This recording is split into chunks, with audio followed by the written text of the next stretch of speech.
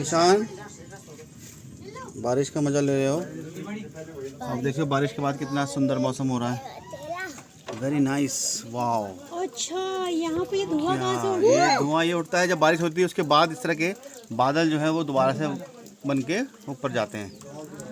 ये उत्तराखंड का नज़ारा है, बहुत ही सुंदर, बहुत ही बढ़िया।